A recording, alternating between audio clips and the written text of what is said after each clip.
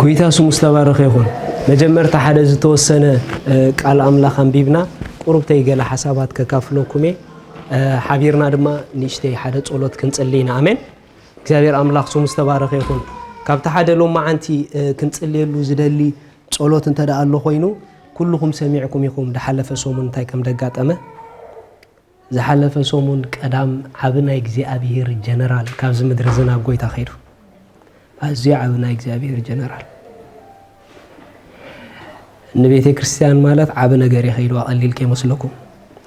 كم عينات سبات كم زهان دبت كست زبلو سبات يكونون أملاخ ننوح جيزي بحبوق دسلت أنا سباتهم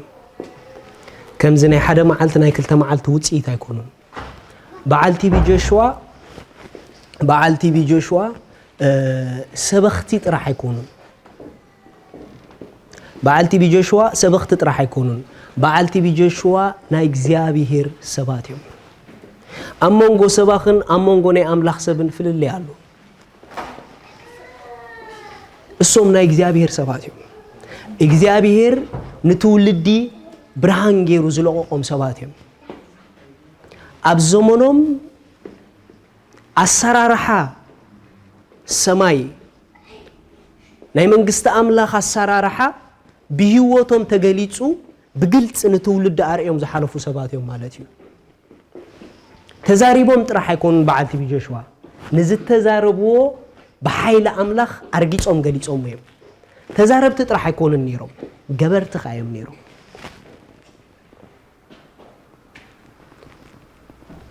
تبي جشوا زت السؤال سفران جزار أسو عزي حرجينيا سفراي بالطعم عزي حرجينيا سفراي السفراتي بحقنا إجابير سبت زي كوينكا كندو زتصونه عمد كتصنع حيتخلنيها كندي ترى يوم تفهمي كندي جميرهم أقواري تصومي كندي رأى لنا يوم تسويرهم الصوم جن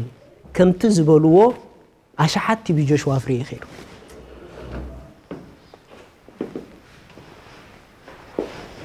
زحلف الصومون دسمع كل معالتي فتسي ما يخام ديك قالكو I was so shocked بتعامي يسم بيدم سمعكو دقيمة أبقاتي تشيك زي قبور كويلا جنبكا نا إجابير حباء قلقالي سروحو زازيمو بخبري ناوبو خير كم زا عينتها كايدا يهابن نايدبن زتوهاب كايو سرح زتوهاب كايو علامة ملوء بملوء فتيم كا جليس كا ساعات كا أخيلو تباهيل كا خد كيد ماني رخبو تبي جشوا حميمو تسكي قال يكون كيدو نو سرحو دي خيدو نابوي تاسو كابتوم أبهيوتي أزيك رخبوم زت أمنا كرما أملاخ دتصلز نوركو سباتن حدا تبي جشوا ينيرو أيوش حدا مع التباع كار رخيبه بتعامي يخرج بود دلنيرة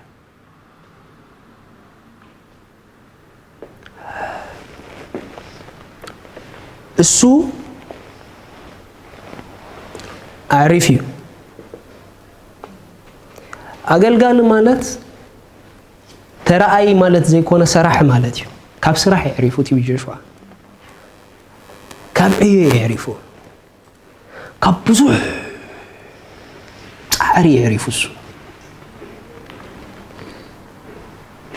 لو ما خافت حدا أبيت كريستيان ناخذ ذكروز قبر زول لخنا من تاي مسيلكم سلز قبوي آمين بقى نهيو تو سيلبريت كن قبر دقبقنا أنا إجابير سبي الصوم أمدرب بمهلاهم نبوزح نجار عينتنا تخفيتي بوزح زي نفلطه ببعلتي بيجوش وافليتنا هنا إذا قالوا زي بهال ديك حد حكي قدميهم مانم زي غبورو الصوم مسموصو بزح ነገር يمغيرون مخنياتو they are a real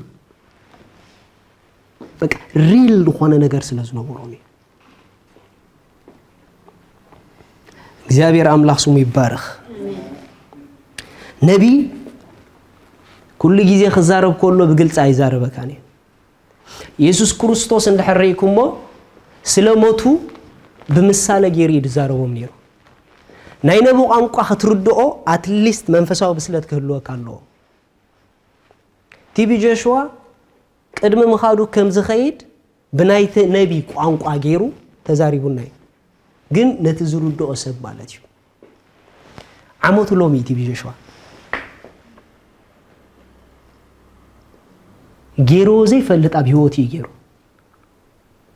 ኩሉ ግዜ ዓመቱ ክኾን ከሎ ዓመቱ ይደብዕል ነይሩ እዛ ሕጂ ግን ዓመቱ ዕለት 12 ክንሱ ዕለት 5 በይኑ ብዒልዋ ዕለት 6 ናብ ጎይታ ኸይዱ ምኽንያቱ ሂኖ ከም ድኸይድ ፈልጥ ነይሩ ኣብ ናይ ዓመቱ ክዛረብ ከሎ ብዘሎ ዝተፈላለዩ ምኽንያታት ዓመተይ ዕለት 12 ከብዕሎ ስለ ዘይክእል ኢልዎ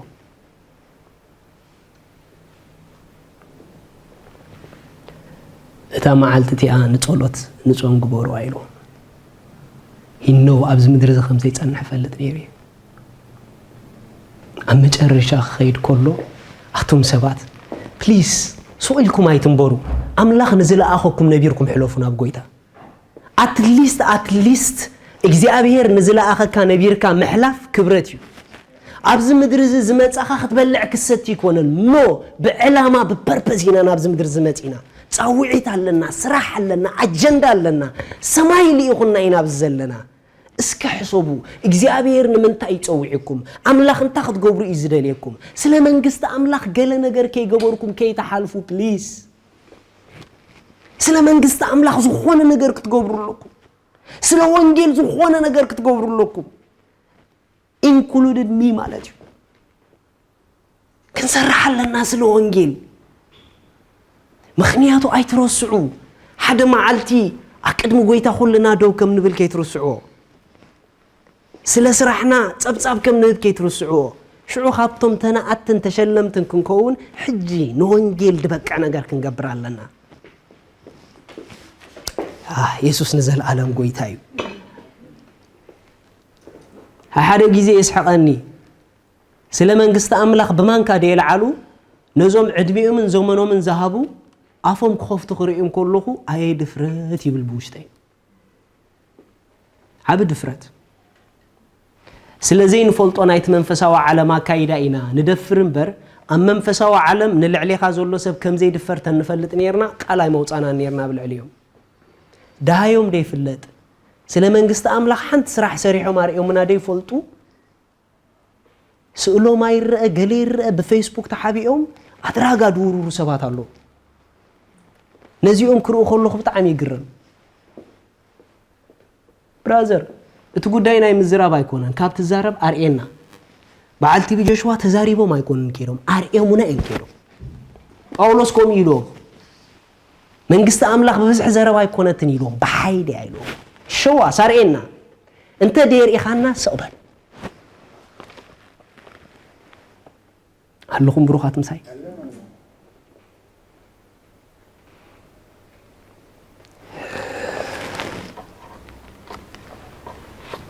እግዚአብሔር አምላኽ ኣብ ስሩሑ ኣይጋገን አሜን ከምዛ ዓይነት ሞት አምላኽ ድኸብረሉ ሞት እዩ እንተ ተኻላ ኣብዘይ ግዜ ካትኸዶ ሞት እግዚአብሔር ኢድ ዘይብሉ ሞት እዩ ከም ናይ በዓልቲ ጆሹዋ ግን ስራሕኩም ወዲእኩም ኢኹም ንዑና ባይሉ ጎይታ ክጥርንፍ ግን ናይ ክብረት አካይዳ እዩ ኣቦታትና በዓል ሐዋርያ ጳውሎስ በዚ መገዲ እዚኦም ተጠርኒፎም ነብዎ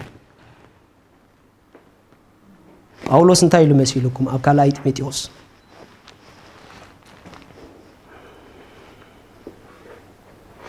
ካልኣይ ጢሞቴዎስ ምዕራፍ 4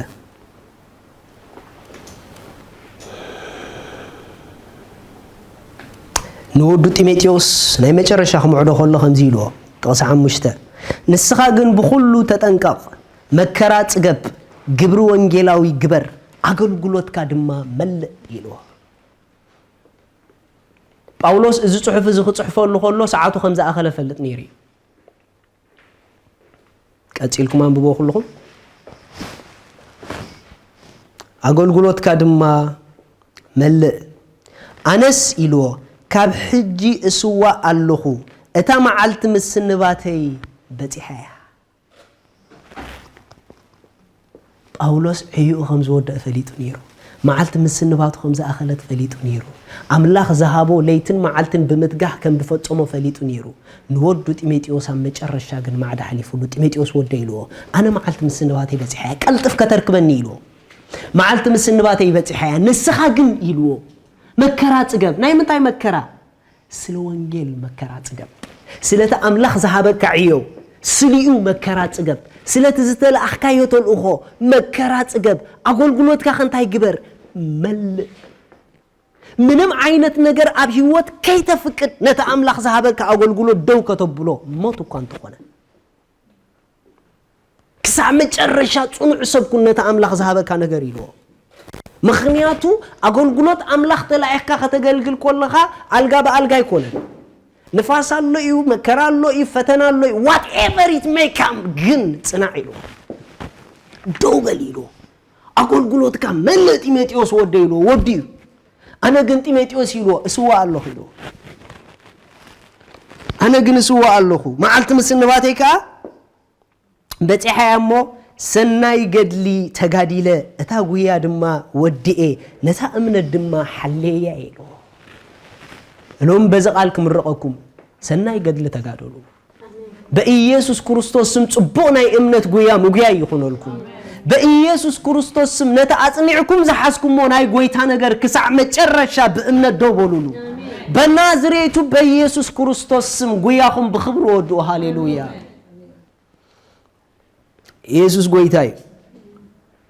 سناي قدلي تقاديلي اتاوغياي ودئي نتا امنت حلي دقيمسي قويتاي نسو اتتصادق فرادي بتا معالتتئا زهبني أخليل صدقي تنبيرو لي علو أبزي إزقنا نتوم مقهادو زفقرو كلاتهم دما إمبر نعيت راح أيكونن إلو حواري باولوس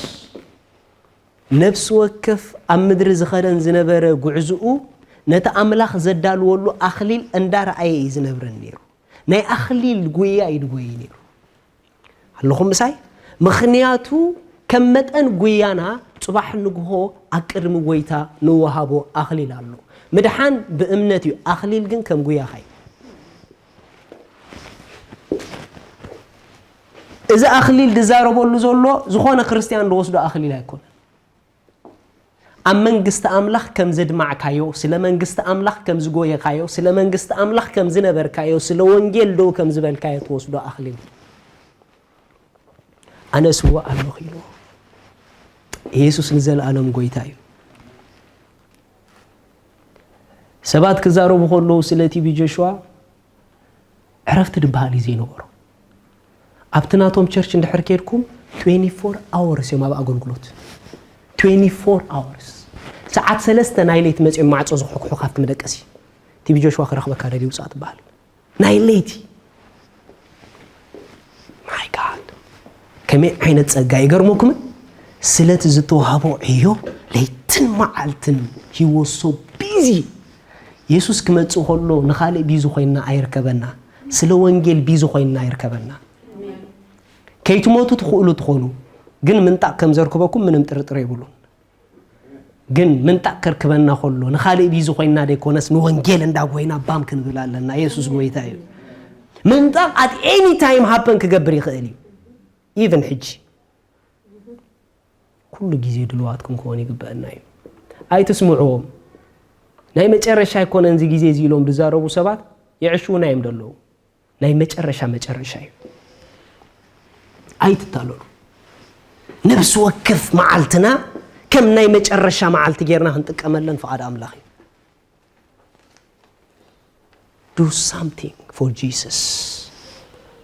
سلا يسوس كلا نجار كبر سلا من قصة أملاخ كلا نجار كبر بخلوا نجاراتكم بجواتكم بجنزبكم بخلوا نجاراتكم invest كبر سلا وانجيل do something سلا تزي حلف من قصتي جلس راح سرح تخيلي خا أبزاز الله خيا ساعات زخونة نجار كتجبر لا تقول نخازلو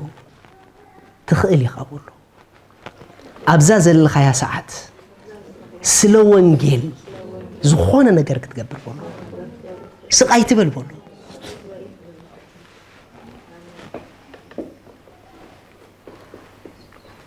ኢየሱስ ንዘላለም ጎይታይ ናይ መጨረሻ ሓንቲ ጥቕስኸም ልበልኩሜ ንእሽተይ ክንጽልየሎም ኢና ሶሙን ሙሉ ኢንፋክት ስለ ቤተሰብ ቲቪ ጆሹዋ ስለ ኣገልግሎቱ ቸርችና ጸሎት ይቐንዩ ካብቲ ሓደ ርእስቲ ዝሃብኩኹም ንኹልኩም እውን ስለ ቲቪ ጆሹዋ ጸልይ ድብል እዩ ሎሚ ንግሆን ኢንፋክት ስለ ቲቪ ጆሹዋ ስለ በዓልቲ ቤቱን ደቁን ኣገልግሎቱን ተኸተልቱን ኣብ ጸሎት ኢና ነርና ኣሜን ሕጂ እውን ንእሽተይ ብሓንሳብ ምሳኹም ኮይነ ክንጽልየሎም ኢና ምኽንያቱ ወላኳ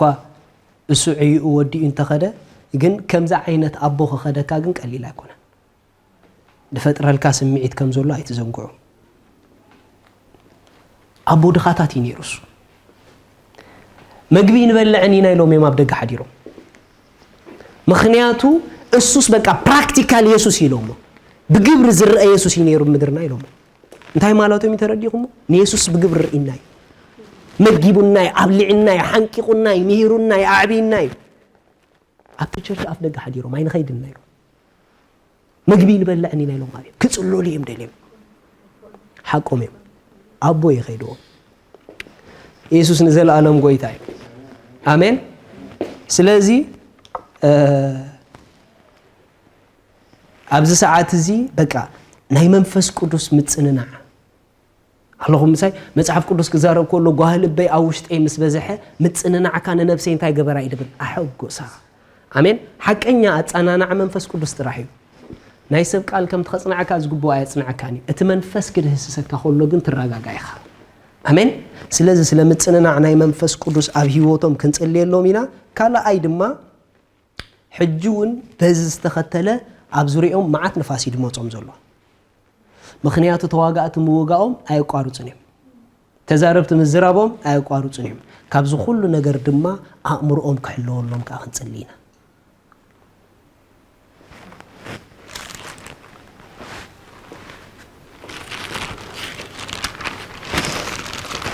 ኢየሱስ ንዘላለም ጎይታ እዩ ኣሜን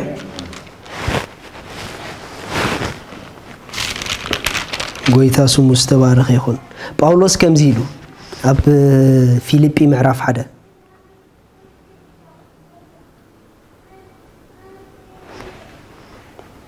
ካብ ጥቕሲ 20 ንዓይ ህይወተይ ክርስቶስ እዩ ምማት እውን ረብሓ እዩ እሞ ከምቲ ሃረርታይ ተስፋይ ብገለ ከይሓፍር ከምቲ ኩሉ ሳዕ ሕጂ እውን ብትብዓት ደኣ ብህይወት እንተኾይኑ ምስ ወይስ ብሞት ክርስቶስ ብስጋይ ክኸብር እዩ እቲ ብስጋ መንባረይ እዚ ፍርዕዮይ እንተኾይኑ ኣይናይ ከም ዝሓሪ ኣይፈልጥን እየ በዘን ክልተ እዚኣተን እጭንቕ ኣለኹ ንዓይ ኣዝዩ ዝሕሸኒ እዩ እሞ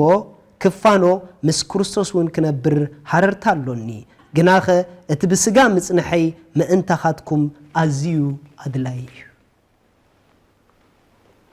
ጳውሎስ ንዓይ ሃረርታይ ናፍቆተይ ዝሕሸኒ ናብ ጎይታ ክሰናበት ኢሉ ግን ኣብ ምድሪ ብህይወት ተለኹ ንዓኻትኩም ክጠቕመኩም ኢሉ ምኽንያቱ ናይ እግዚአብሔር ሰባት ኣብ ምድሪ ምንባሮም መን ይጥቀመሎም ንሕና ምኽንያቱ ንዓና ዝጠቅም ነገር ኣብኦም ኣሎ እዩ ስለዚ ጳውሎስ በዘን ክልተ ነገር ጭንቕ ኣለኹ ኢሉ ንዓይ ተመሪፀ ንርእሰይ ክኸይደ ድደሊ ኢሉ ግን ንዓኹም ከዓ ይሓስብ ኣለኹ ንዓኹም ከዓ ክጸንሐልኩም ኣለኒ ኢሎም ስለዚ ቲቪ ጆሹዋ ምኻዱ ረቢሒ እዩ ኣሜን እሱ ረቢሒ እዩ ምኽንያቱ ናብ ሕፉት ዘፍቅሮ ኣምላኽ ይኸይዱ ኩልና ሃረር ንብሎ ደለና ጎይታና ኣይኮነን ጽባሕ ንጎ ክንራኸብ ምስኡ ሃረርታ ኣለና ኩልና ሓቀይ ሓደ ሃረርታ ብልብና ኣሎ ጎይታ መጺእ ወስደና ኣሜን እቲ ንናፍቆ ጎይታ ምስኡ ንዘለዓለም ክንከውን ሃረርታ ኣለና ናብዚ ነገር እዚ ንኽኸይድ ዕረፍተ ኢሉ ናብዚ ነገር እዚ ንኽኸይድ ሃረርታ እዩ እቲ ሕጂ ብዋጓክታ ዝርአ ዘለኹ ናፍቆት ልበይ ዝኾነ ጎይታ ፈጺመ ናብኡ ክጥርነፍ ባሃገይ ኢሉ ግን ንዓኹም ክጠቕመኩም ተተሪፍኻ ድሓን ኢሎም ስለዚ ቲቪ ጆሹዋ እግዚአብሔር ኣምላኽ ንዕኡ ዝሃበና ኣብ ዘመንና ከነመስግኖ ኢና ብኡ ዝሰርሖ ስራሕ ክብርን እግዚአብሔር ኣምላኽ ይኹን ሰሪሕ እዩ ኣድሚዕ እዩ ኣብ ኣካል ክርስቶስ እዚ ክበሃል ዘይከኣል ጽልዋ ገይሩ እዩ ቲቪ ጆሹዋ ኣብ ኣፍሪቃ ጥራሕ ኣይኮነን ጽልዋ ፈጢሩ ኪዱ በዓል ኣሜሪካ ኣብ ብምሉእ ስፍራታት ቲቪ ጆሹዋ ዓብ ጽልዋ ይፈጢሩ ብጣዕሚ ዓብ ጽልዋ ይፈጢሩ ብዓለም ደረጃ ጽልዋ ዝፈጠረ ንኢየሱስ ዘኽበረ መንግስቲ ኣምላኽ ቀላል ከም ዘይኮነት ሓያል ምዃና ኣርኢ ይኸይዱ ኣሜን እግዚአብሔር ኣምላኽ ስሙ ይባረኽ እስከ ስለ ቲቪ ጆሹዋ ብጣቕዒት ንእግዚአብሔር ምስጋና ሃቦ ሃሌሉያ ፕሬዝ ጋድ ክብርና ኣምላኽና ይኹን ኣሜን እዚ ጥራሕ ዘይኮነ ድማ ልክዕናቱ መስመር ድኽተሉ ናቱ ጸጋ ድተኻፈሉ ኸዓ ብዙሓት ኣተሲኢልና ኸይድ እዩ ሕጂ ኸዓ እሶም ተሪፎም ኣለዉ ካብኦም ከዓ ብዙሕ ነገር ክንጥቀም ኢና ኣሜን ሃሌሉያ ስለዚ ኩልና ኣብ ዘለናዮ ኮይንና ስለ ቤተሰብ ቲቪ ጆሹዋ ስለ ኤማኑኤል ቲቪ ስለ ተኸተልቱ ስለ ቤተ ክርስቲያኑ ሓንሳብ ኩልኹም ጸልዩ መዝሙር ቀሳብ ኢልካ ወልዐልና ኢየሱስ ንዘለኣለም ጎይታ እዩ ሃሌሉያ ጃስ ኩልኹም ጸልዩ ኣብ ዘለኹም ሓንሳብ ሕሰብዎ ሃሌሉያ ንቤተሰቡ ንምጽንናዕ ቤተ ክርስቲያኑ ምጽንናዕ ሓንሳብ ጸልዩ ጃቫ ካቶራ ባሳታባራ ዴሜሴቴ ህይወቶም ክበዝሕ ናይ መንፈስ ምጽንናዕ ኣብ ውሽጦም ክበዝሕ ስለ በዓልቲ ቤቱ ስለ ደቁ ስለ መንፈሳውያን ደቁ ስለ ቤተ ክርስቲያኑ ስለ ተኸተልቱ ሁሉም አቦ አብዘላ ዓለም ዘለው በኢየሱስ ክርስቶስ ስም ነዓኻ ክብሪ ክህቡ እግዚአብሔር አቦ ንጽልያለና ልቦም በምንም ነገር ከይጉሂ ንጽልያለና ልቦም በምንም ነገር ከይትንከፍ ንጽልያለና ልቦም ክጸንዓሎም ንጽልያለና ልቦም በዚ ጊዜ እዚ በአኻ ክጸናናዕ ንጽልያለና ስለ ቤተሰቡ ንጽልያለና ናይ መንፈስ ቅዱስ ምጽንናዕ ክበዝሐሎም ንጽልያለና ናይ መንፈስ ኃይሊ ክኾነሎም ንጽልያለና ክብር ትዕደው ክብሉ እግዚአብሔር አቦ ነትብኡ ድጀመርካዮ ስራሕ ከቀጽሉ እግዚአብሔር አቦ ጸጋኻ ክበዝሐሎም ንጽልያለና ዓብ ስራሕ ሞገዲ እግዚአብሔር ንዓብያለና ነዛ ዓብዕዮ እግዚአብሔር አቦ ከምትሱ ዝተገሆ በብዙሕ ትጋሃት ከቀጽልዎ ጸጋኻ ንነፍስ ወከፎም ክበዝሐሎም ንጽልያለና እግዚአብሔር አቦዬ ክሳዕ ናይ ወድኻ ምጽአት ስለ መንግስት አምላኽ ደው ክብሉ ንጽልያለና ልቦም ክጸንዐሎም ንጽልያለና ልቦም ክተብዐሎም ንጽልያለና ኣብ ዙሪኦም ካብ ዝሰምዕዎ ድምጺ ውሽጦም ክሕሎ ንጽልያለና ዝትስኦም ዘበለ ንፋስ ኩሉ ጸጥ ነብሎለና በኢየሱስ ስም ብዕጽፊ ይበርትዑ ብዕጽፊ ይገለጹ ጸጋ ይብዝሐሎም ኤማኑኤል ቤተ ክርስቲያን ሴናጎግ ቸርች እግዚአብሔር ናይ ኤማኑኤል ቪወርስ ብዕጽፊ ክውስኹ ንጽልያለና ቤተ ክርስቲያኑ ብዕጽፊ ክውስኽ ንጽልያለና እግዚአብሔር አቦዬ አገልግሎቱ ብዕጽፊ ክቀጽል ንጽልያለና ክብርታ ቤት ካብ መጀመርታ ዳሕራዋያ ይበልጥ እሞ ካብ ክብር ናብ ክብር ክትኮዲኢኹም ተባሂልና ኢናሞ ሴናጎግ ቸርች ንጽልያለና እንደገና ናብ ሓድሽ ክብር ክቀጽሉ ንጽልያለና ጸጋ ክበዝሐሎም ንጽልያለና ካብቲ ብቲቪ ጆሹዋ ዝረአናዮ እንደገና ንላዕልኻ ሕጂ ክንርኢ ንጽልያለና ብደቁ ክንርኢ ንጽልያለና ብባዕልቲ ቤቱ ክንርኢ ንጽልያለና ብቤተ ክርስቲያኑ ክንርኢ ንጽልያለና በዚ ሰዓት እዚ ቤተሰብና እሞ ምስኦም بصلوت دون بلالونا بكل نجار لبهم يصنعلهم بكل نجار وشتهم يدقف بكل نجار እግዚአብሔር አቦዬ نعاخ خبرهيبهم أقول قلتهم يقتلوا قعزهم يقتلوا أملاخي نسخة سنايخة تقبروا كل دما منم إمكان يبولون عب ساعات وخجبر زلوا تقبر أملاخي خمو أملاخي بتصبق ويو نباخا خطرنا فاصلة دفتخا كم زبالة عدلنا كايدان سلا ذهب كايو كبروا كلنا عخان هبالنا in Jesus name amen hallelujah ኢየሱስ ንዘል ዓለም ጎይታይ ሃሌሉያ ፍረዘይ ብሉ ዘረባ خزارቡ ዝውዕሉ ኣይተስምዑዎም ነፍስኹም ኣይተርስዑ ድምጺ ወይ የጽሬካዩ ወይ የርስሐካዩ ስለዚህ ዘርከቡ ተሲኦም ኣብ ፌስቡክ ድላይም ዝዛረቡ ሰባት በጃኹም ጊዜኹም ነፍስኹም ኣይተባላሹ ዕጾው አሜን ዕጾው ብፍላይ ስለና እግዚአብሔር ሰብ ንخزارቡ ምንም ፍርሕ ዘይብሎም ሰባት ከይልኩምኹም ኣይትከተሉ ሎም ብትባዓት ዝዛረብ ዘለኹ ቪዲዮ ይቀዳሓሎ ዩቲዩብ ክሪኢዎ እዮም is true ስለና እግዚአብሔር ሰብ ደፊርኩም ትዛረቡ ሰባት ተመለሱ ወይ ከምት ዝገበሩዎ ጌርኩም አርኢና ወይ ሰቅበሩ አሜን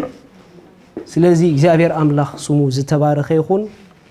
we love him በጣዕሚና ነፍቅሮ በጣዕሚና ነፎቶ በጣዕሚና ነኽብሮ